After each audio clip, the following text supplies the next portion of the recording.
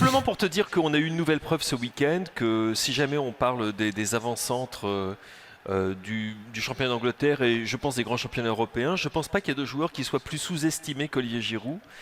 Mais bien sûr, mais ça on est d'accord, mais tous les connaisseurs sont d'accord. Hein. Sous-estimé, on est bien d'accord. Ouais. Estimé, tu sais, au sens propre de l'affection, également de la façon dont on considère sa contribution. Mais de toute façon, il y a tu un sais côté très bien d'élite par qui il est bâché en France, tu sais très bien ça, par qui il est bâché. sans vouloir Et tu rentrer sais très là-dedans. bien par qui sur qui ce bashing repose. En Angleterre, c'est moins.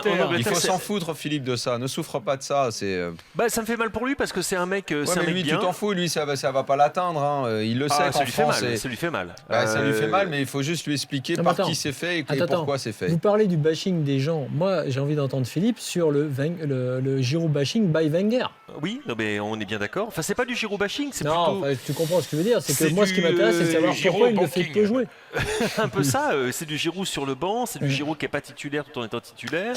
C'est un discours un petit peu particulier d'Arsène Wenger vis-à-vis d'Olivier Giroud. On sait qu'il y a eu peut-être un petit peu de friture, dirons-nous, sur la ligne entre le manager et le joueur. Ah oui. Ce que je vois malgré tout, c'est que je vois un joueur qui, sur ses 9 dernières tentatives, marque 8 buts. Je vois un joueur qui est au niveau de buts par minute passé sur le terrain est aujourd'hui numéro 1 en Europe. C'est un fait, je suis désolé, c'est comme ça. Je vois un joueur qui l'ouvre pas trop grand. On lui a souvent reproché d'être un petit peu trop amoureux de sa personne, d'élite belle gueule et tout le tralala.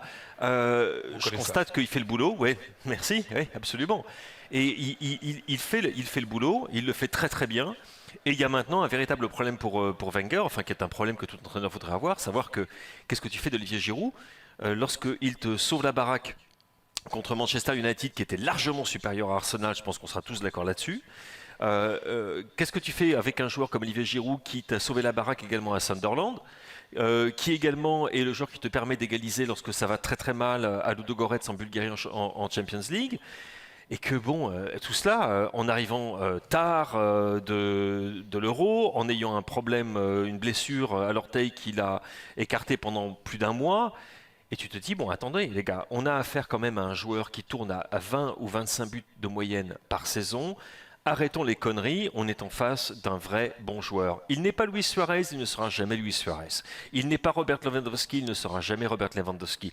Il est Olivier Giroud, et en ce qui me concerne, ça me va très très bien. C'est un super attaquant. Voilà. Messieurs, êtes-vous d'accord avec Philippe Giroud, l'un des joueurs les plus sous-estimés de nos grands championnats européens? C'est Milan qu'on le dit, donc oui, je continue de le penser.